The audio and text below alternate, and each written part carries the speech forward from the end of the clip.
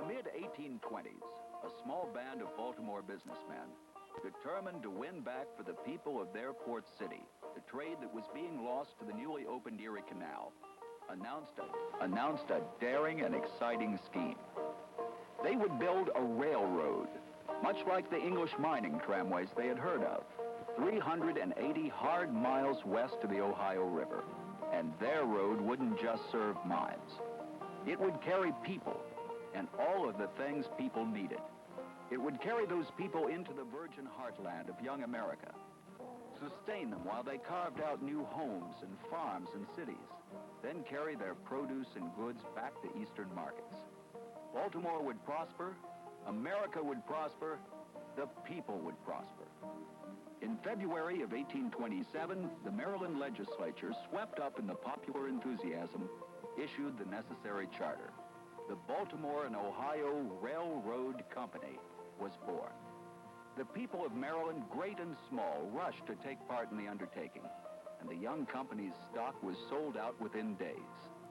The following July, when the railroad's first stone was ceremoniously set in place, the people staged the biggest, most festive celebration the young nation had ever seen. The first spadeful of earth for the B&O was turned by the country's most celebrated dignitary, the last surviving signer of the Declaration of Independence. He would later say that his part in founding the B&O was, perhaps, as important an act as his signing of the Declaration. To the people who lived away from the heavily settled coast, those words rang especially true.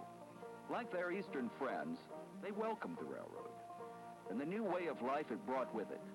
They offered land for rights-of-way and vied with other towns to attract the B&O and the other railroads that were following its pioneering lead. For they recognized the rails as lifelines, arteries that carried progress westward and frontier abundance eastward. Through good years and lean, the B&O pushed westward, cheered on by the nation and its people. Steam was introduced, and cars were designed to meet the people's special needs.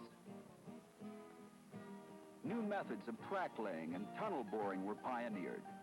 As each section of the railroad opened, it immediately began carrying cargo. The nation, moved by its railroads, was growing by leaps and bounds into an industrial and agricultural titan. Decade after decade, the B&O expanded, adapted, and served.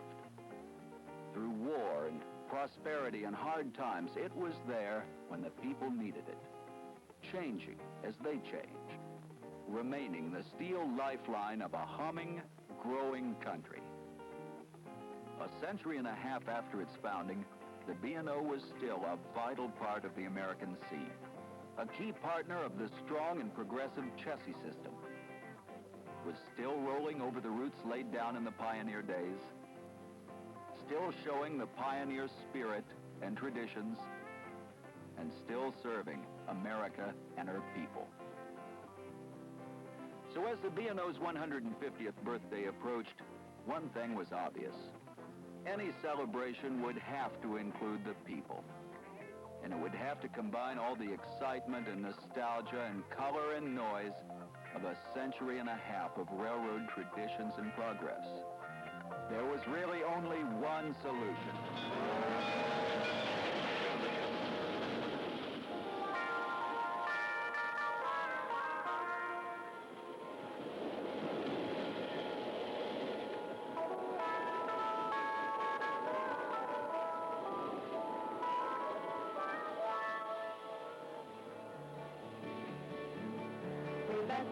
Daring men risk their names and fortunes when they place trails with iron rails to the west. By the tracks that they laid down sprang up farm and mill and town, our young nation's generation manifest. We will celebrate their dream with a giant steam machine, with the glory of a mighty engine's blast. She has served the people, so to the people she will go, an exciting steam and titan from the past. Once the decision was made to stage the most colorful, ambitious, and wide-ranging steam excursion program the nation had ever seen, things moved quickly. While appropriate cars were located and refurbished, a special work crew started readying the locomotive. It was the giant 484 that had pulled the American Freedom Train through its triumphant Eastern tour the year before, and it was in good hands. Veteran railroaders who had learned their crafts during the steam era worked side by side with today's expert shop mechanics, and with the young and dedicated steam engineers who had been with the locomotive on our Freedom Train runs. Bound together by complementary skills, knowledge, lore, and outright love for what they were creating, the team rapidly put their million-pound baby into first-class running order.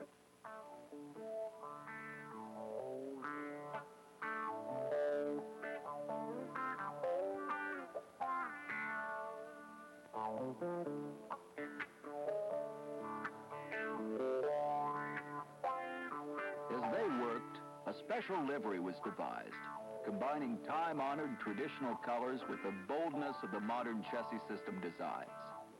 A name and symbol were created, full of the look and sound of yesterday.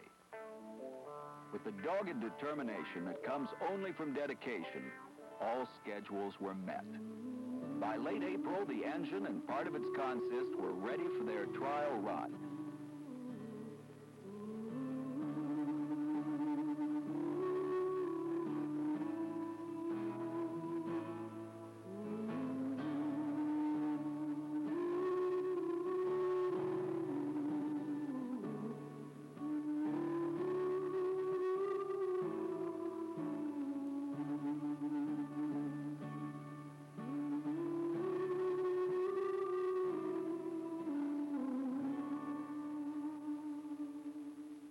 Did she ever run?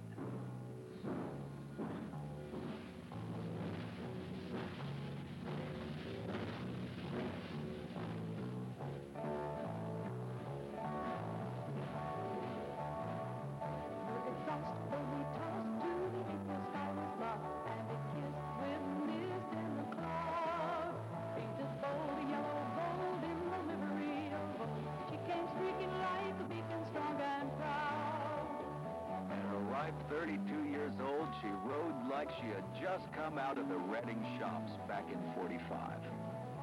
Counting in her prime tender, the 2101 was over 110 feet long, one of the largest simple engines ever to run on Eastern rails. But her massive 70-inch driving wheels whisked her along like a bobsled, confirming the genius of the engineers who had designed her. Beneath her freshly slicked-up boiler jacket swelled 240 pounds of steam pressure per square inch. Enough raw power to give her 68,000 pounds of tractive effort. And, as if that weren't enough, she was fitted with a booster that pushed her effort to nearly 80,000 pounds. She had an appetite to match her power. Her giant lunch buckets, the twin tenders she trailed behind her muscular frame, carried 26 tons of coal and no less than 35,000 gallons of water. At her throttle, keeping her pulse firm and her pace strong, sat America's greatest steam fan, New York broker Ross E. Rowland. Founder of the Freedom Train Project, Rowland had rescued the 2101 from a sad and rusty fate in a Baltimore scrapyard, and had spearheaded her expert rejuvenation back in 1975. Now, back together with his big steel stepdaughter, he was covered with sweat and road grime and pure happiness. She was running like a top, fully checked out and all set for the biggest steam excursion ever. And on May 7th, 1977, the Chessie Steam Specials Grand Tour began. Her first run would be done where the railroad had begun, on a track that went back far in time.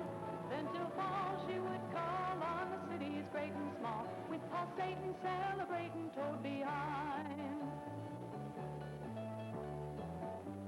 Charging through the Maryland spring, the birthday train made her first trips over a very special route. Segments of the fabled Old Main Line, that had been laid out by B&O's founding fathers a century and a half before. Along this same westward route out of Baltimore along the Patapsco River, the great early engineers had experimented with tracks built of wood, slabs of native granite, and thin bands of wrought iron. They built the extraordinary stone bridges that still carry Chessie's freights.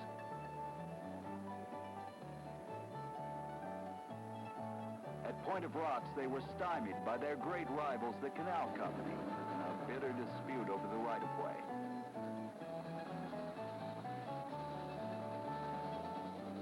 The rolling hills and hollows that had once watched horse-drawn convoys plod along the B&O, and that had long been accustomed to the efficient growl of diesels, shuddered again with the echoes of steam.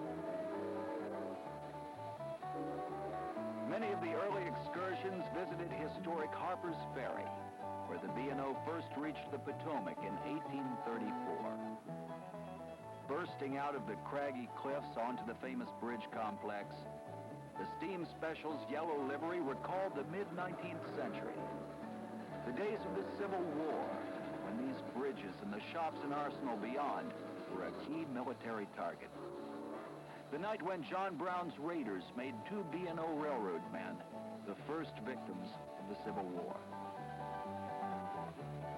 Traveling over the rails of B&O's Chessie partner, the Western Maryland, the steam special rolled majestically through the Pennsylvania Dutch country on another historic pilgrimage, to Gettysburg. Then, like a cold feeling at first spring sunshine, she was off across the new green breadth of Maryland, driving toward Cumberland, the old B&O mountain citadel. From here in the 1840s and 50s, the nation's finest engineers plotted their strategy for attacking the giants of the Alleghenies.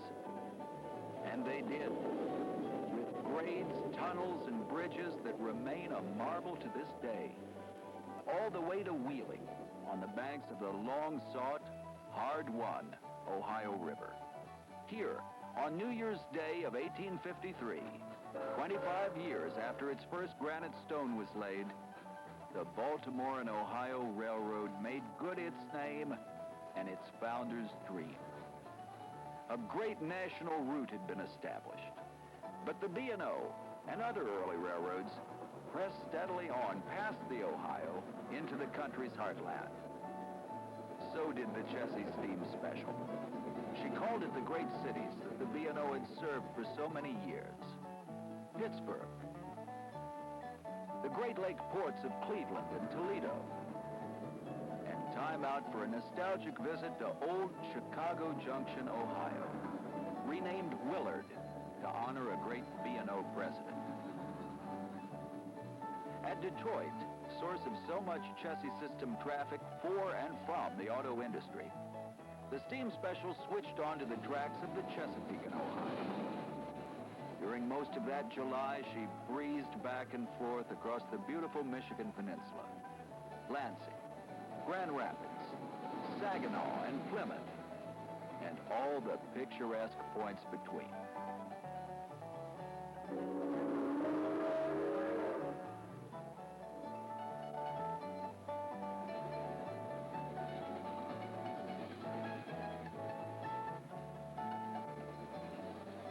Then, while the August heat nearly matched her firebox, the big birthday train zigzagged from Chicago down across the tapestry of Indiana and Ohio to the Queen City of Cincinnati, long a vital interchange point for the Chessie roads.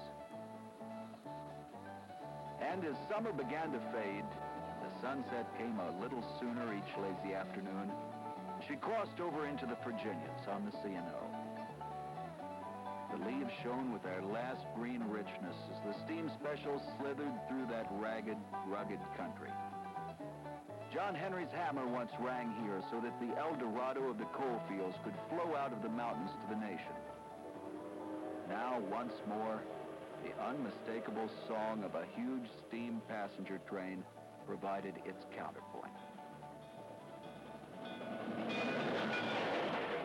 Reaching Tidewater, the special nosed up the coast and back to Baltimore. Back for one last series of excursions over the route where it all began so many years before, the old main line. She had run 46 separate excursions, logged over 8,000 miles, and set the sort of records you'd expect to have at a 150th birthday party. She had taken her party to the people, and the people along with the party. Over 25,000 folks of every age, size, and description had gone along for a taste of that coal-fired, orange-striped birthday cake. We will celebrate their dream with the rush and roar of steam in the shout that is mighty engines blast. She has served the people, so to the people she will go and excite and steam and tighten from the past. There was something for everybody on the Chessie Steam Special. The open window coaches were packed.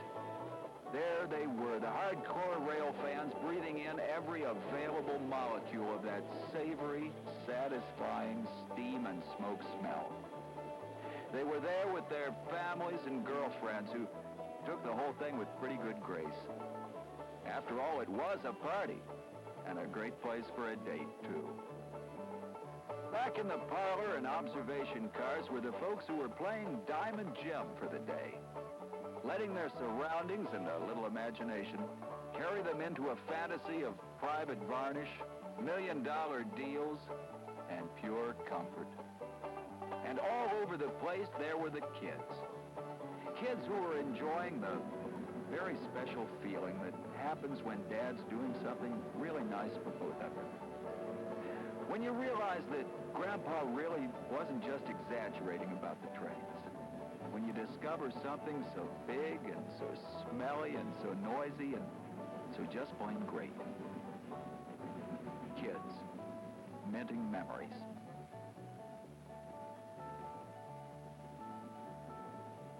For others who rode the Steam Special, the old memories would do just fine, thanks.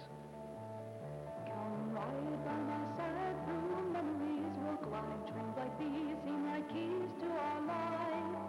You came far back from war on this kind of railroad car. Saturday we steamed away as man and wife. Nobody noticed if your eyes watered a little now and then, for whatever reason. Everybody was too busy having his own kind of good time.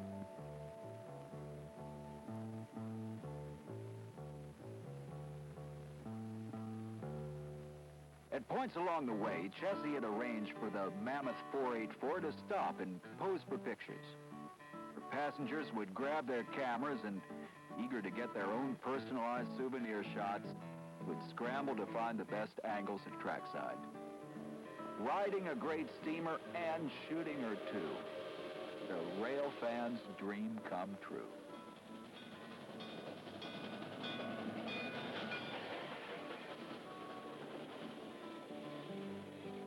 And then back on board for the homeward run, sinking back into coach seats that had taken on the comfortable familiarity of a favorite sweater. A chance to watch the rails turn to neon orange.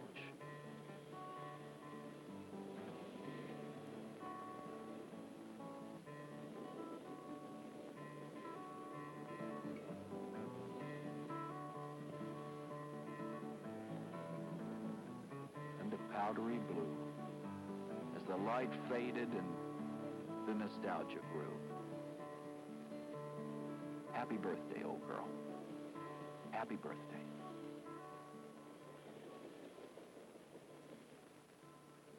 But though they numbered in the thousands, the people who rode the Steam Special during that sesquicentennial summer were a small fraction indeed of the crowd who had to get a look at her.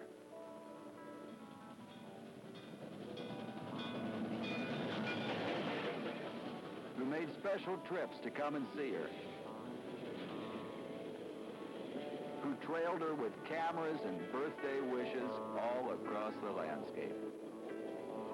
Some folks, especially the young ones, seemed to sense that she was coming and didn't even have to ask Dad what it was. They knew. they got out there to see her.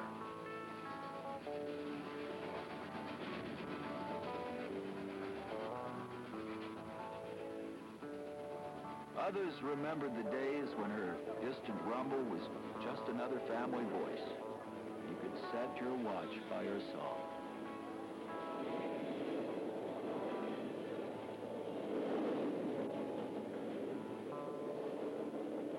There were always folks along the way.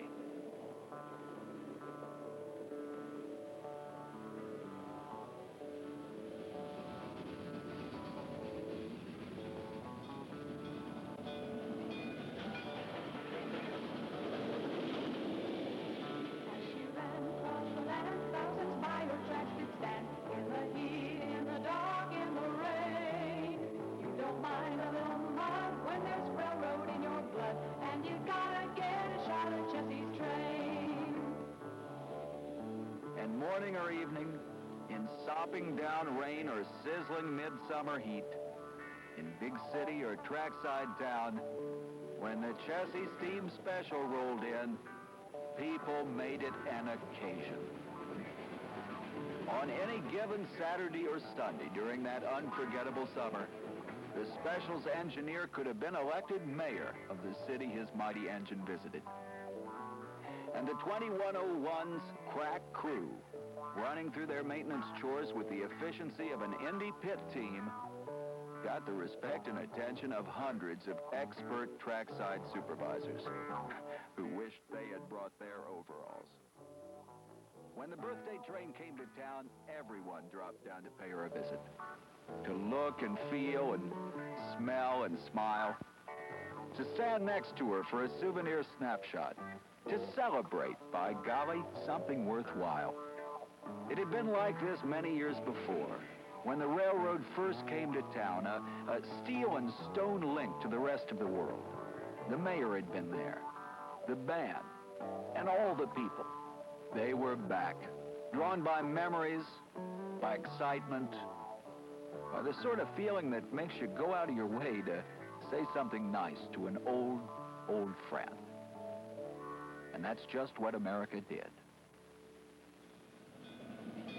6 months, 8,000 miles, 46 trips, 25,000 passengers, and millions of waves and smiles. It had been the perfect kind of birthday party. Everyone had gotten a gift. The Chessie Steam Special, B&O's birthday train, had pulled a priceless manifest across her territory.